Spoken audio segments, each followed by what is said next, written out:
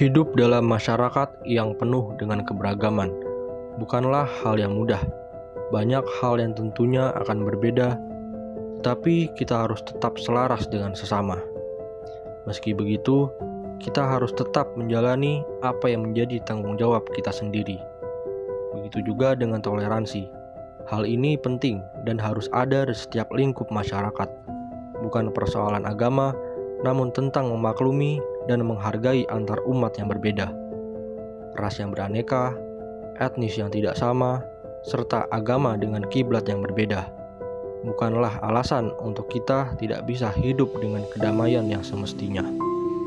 Perdamaian akan terjadi jika kita memiliki rasa syukur atas apa yang sudah diberikan dan saling menghargai perbedaan.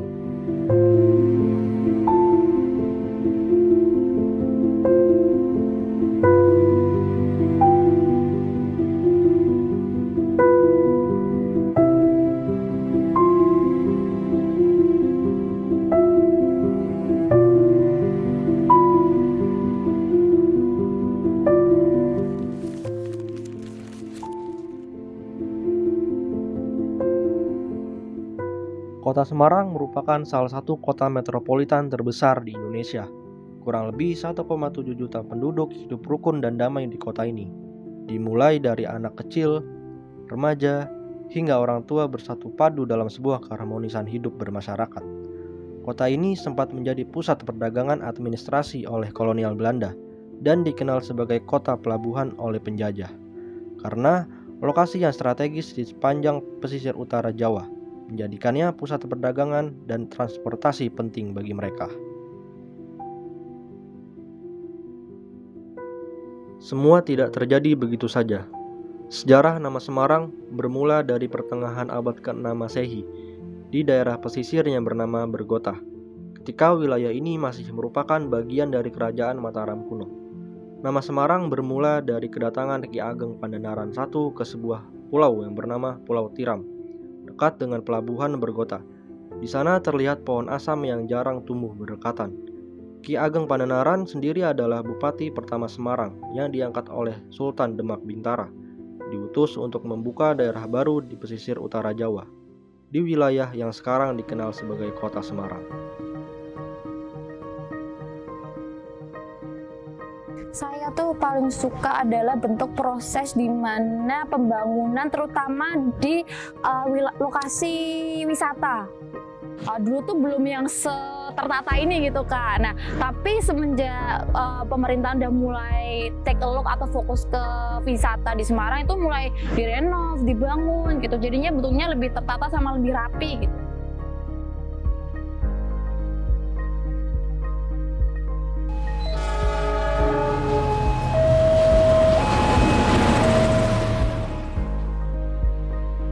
Kota yang memiliki luas wilayah sekitar 373,8 km persegi ini dijuluki sebagai kota Venesia dari Jawa oleh kolonial Belanda. Karena di kota ini memiliki beberapa sungai yang mirip dengan kanal-kanal di Venesia, Italia. Terletak di pesisir utara Jawa, kota Semarang menjadi kota penting karena menjadi penghubung utama antara Jakarta dan Surabaya. Di kota ini terkenal memiliki komunitas Tionghoa yang besar.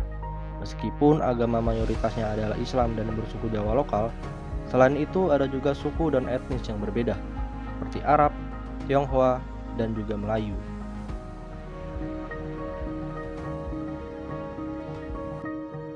Yang aku suka di Semarang itu mungkin lingkungan mungkin ya, karena terbilang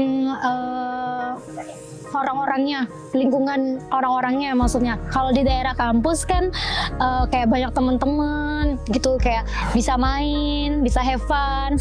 Ya kuliah juga, jadi kuliah kan memang sebenarnya agak menguras tenaga, pikiran gitu ya. Jadi dengan adanya teman-teman dan mungkin ada partner juga yang kebetulan orang Semarang, jadi bikin tambah happy gitu.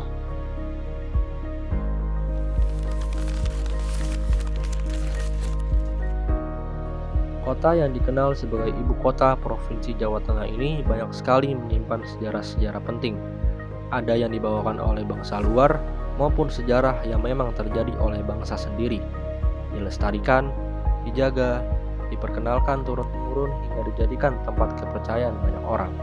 Itulah yang terjadi di kota modern yang penuh dengan kehangatan terhadap bangunan bersejarah. Lawang Sewu, Kota Lama, dan Museum Mandala Bakti adalah 3 dari sekian banyaknya bangunan bersejarah yang dilestarikan di kota ini. Di kota ini juga terkenal dengan bangunan religi yang sangat megah, yaitu Masjid Agung Jawa Tengah. Di masjid ini sangat terkenal dengan ciri khasnya yaitu 6 payung hidrolik besar seperti yang ada di Masjid Nabawi, Madinah, Arab Saudi. Berada tidak jauh dari pusat kota, masjid dengan konsep yang berbeda ini telah menjadi landmark religi paling megah di Indonesia. Cerita bangunan bersejarah tidak hanya berhenti di Masjid Agung yang menjadi landmark kota Semarang. Di kota ini juga memiliki bangunan religi lainnya, yang memiliki cerita tentang seorang laksamana yang menyebarkan kebaikan dan perdamaian melalui perdagangan. Cerita bangunan yang satu ini sudah menjadi cerita yang melegenda. Sudah ratusan tahun sejarahnya melekat menghiasi kota Semarang. Sejarah bangunan ini sudah turun-temurun ke generasi yang baru. Tempat ini juga dipercaya memiliki nilai keagamaan yang tinggi, toleransi yang sangat kental, dan juga menjadi tempat beribadah umat Tridharma, yaitu Kelenteng Sampokong.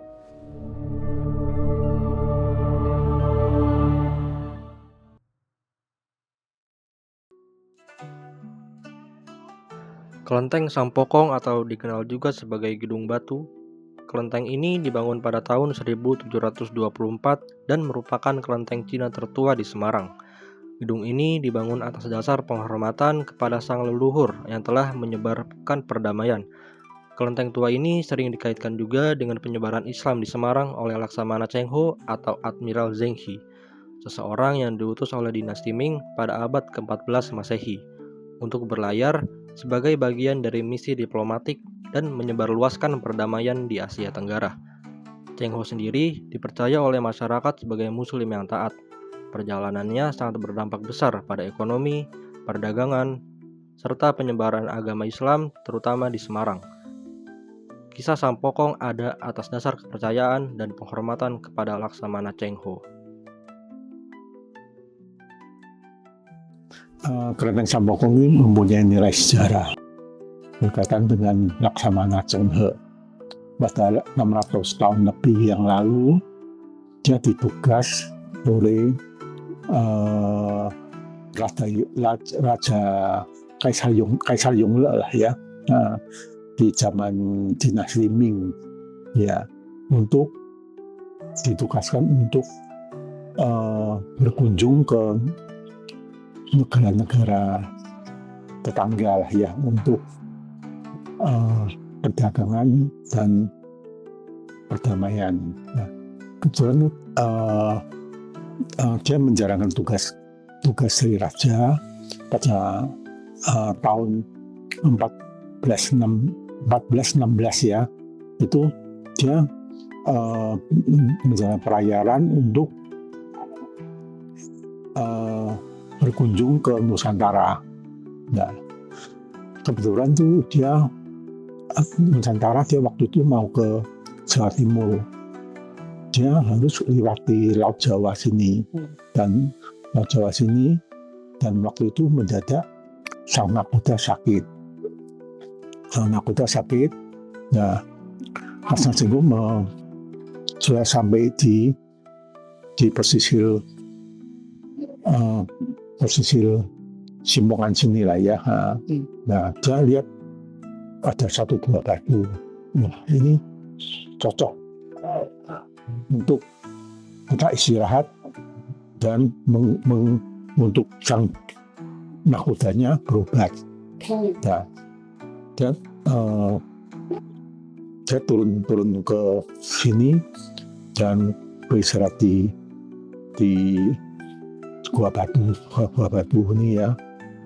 Dia memilih tidak melanjutkan pelayaran, memilih hidup di sini, di daerah Simpongan sini lah ya. Dan waktu itu dia juga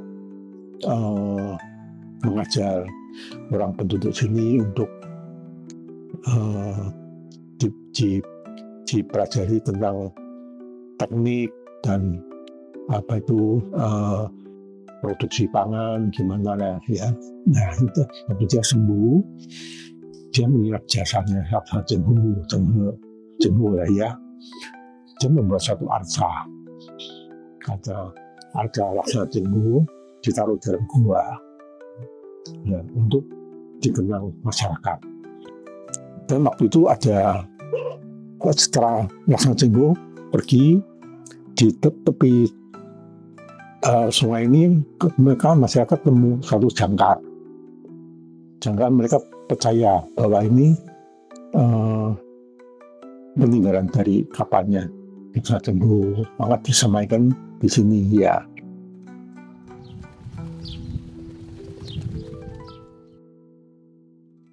Setiap perjalanan akan selalu memiliki tujuan yang baik ataupun tujuan yang tidak seharusnya dilakukan. Namun, tujuanlah yang membuat Laksamana Cengho akhirnya berlayar dari negara satu ke negara lainnya di dunia. Dengan tujuan, Laksamana Cengho memiliki pandangan keberhasilan, dan keberhasilan itu dapat dirasakan oleh masyarakat di kota Semarang. Sedih dan senang sudah menjadi suatu hal yang wajar di setiap perjalanan. Dikerahkanlah lebih dari 200 kapal untuk menyebarkan kebenaran menurut kepercayaan. Dengan armada kapal yang tidak sedikit, Laksamana Cengho berhasil mengunjungi 30 negara, di antaranya adalah Indonesia.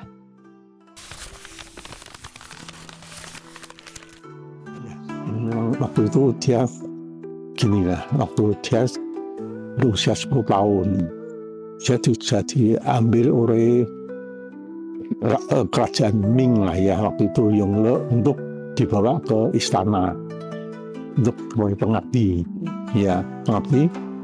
Nah, waktu itu dia orangnya juga karena jujur baik lah ya, maka dia dipercaya oleh raja.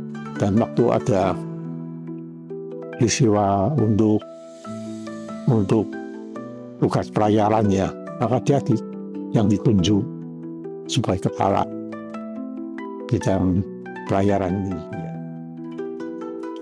Harus baik ya, memang ya seperti mereka di Semarang juga, memang saya percaya dia ada hubungan perdagangan juga ya, karena waktu setelah Laksa Cengho meninggalkan sini, kota Semarang menjadi ramai, banyak pedagang yang datang, dan juga karena itu dari sang jurumudi maupun prajuritnya ya banyak tinggal di sini ya.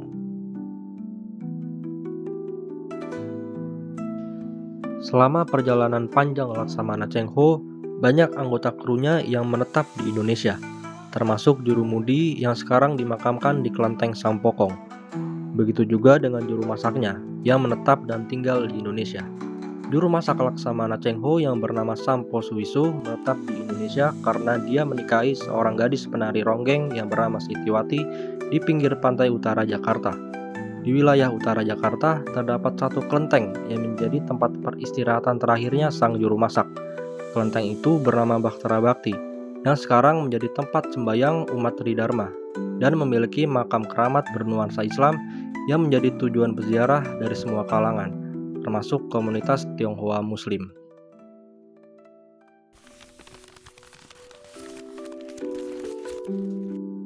Ratusan tahun berlalu semenjak kedatangan Laksamana Cengho dalam penyebaran Islam di Indonesia.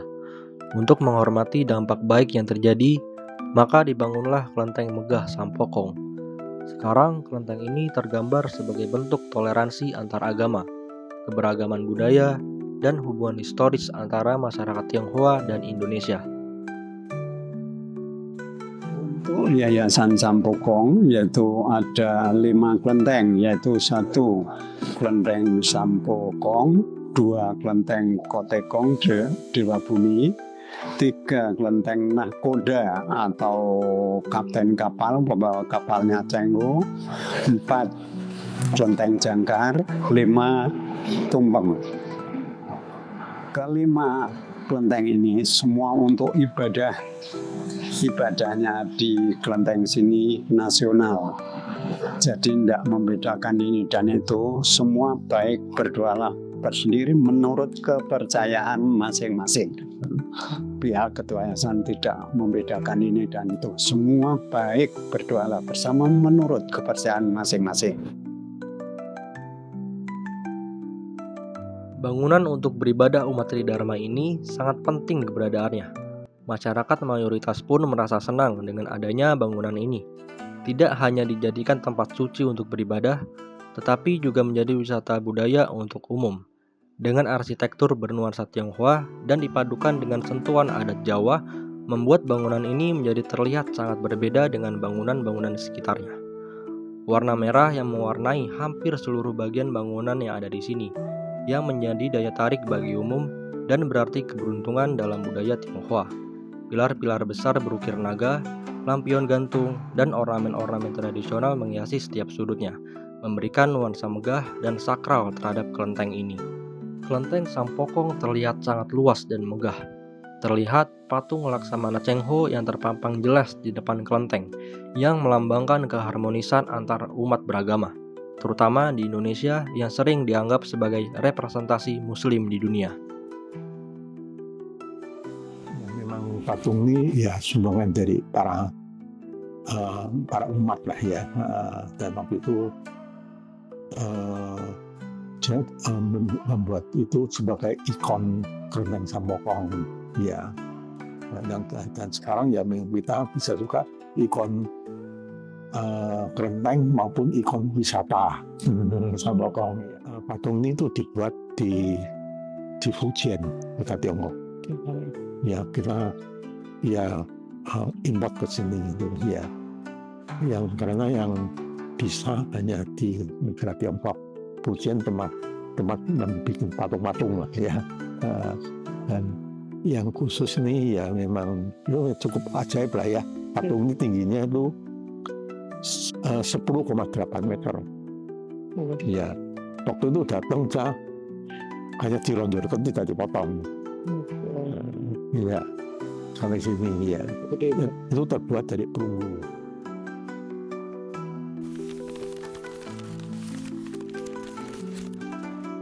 Itu untuk wisatanya itu kebanyakan liburan ya, liburan anak sekolah, mahasiswa atau universitas pendidikan, dan umum juga ada. Jadi untuk wisatanya itu umum ada, untuk ada bantuan, ada event-event itu ada suatu acara-acara juga ada. Jadi banyak yang datang untuk mendatangi event-event itu. Kelenteng Sampokong menjadi tempat yang bisa kita gunakan untuk tempat berwisata, menjelajah, dan beribadah.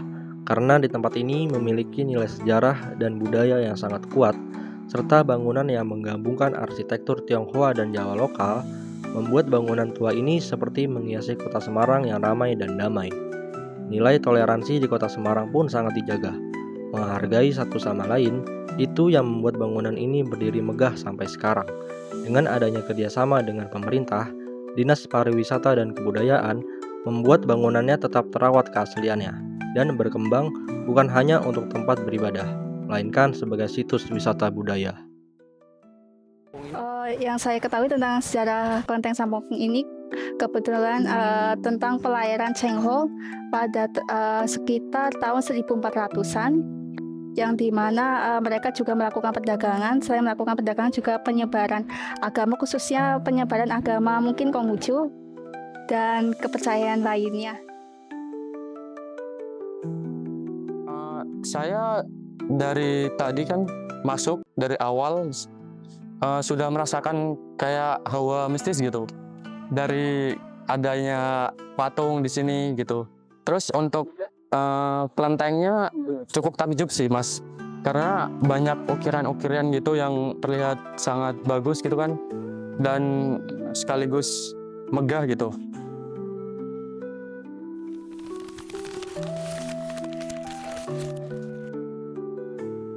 Ya, harapan kita ya memang supaya tuh para umat maupun pengunjung yang ke Kelenteng Sampokong ya supaya bisa juga mendapat manfaat lah. Misalnya para umat ya berdoa ya mereka memang dengan kepentingan mereka sendiri, misalnya dari untuk kesehatan bagian lah ya. Dan untuk wisatanya, wisata internasional tetap berlanjut. Jadi semua sudah Yayasan Sampokong sini sudah masuk media masa. Jadi semua tahu. Jadi banyak luar kota atau luar negeri banyak yang tahu. Kalau Yayasan Sampokong itu sudah internasional. Harapan saya ke depannya mungkin di sini ada kayak kesenian yang ditampilkan gitu Mas, bukan hanya menyediakan kayak tempat-tempat yang bersejarah gitu. Jadinya banyak wisatawan yang ingin tahu gitu sejarahnya dan budayanya di sini.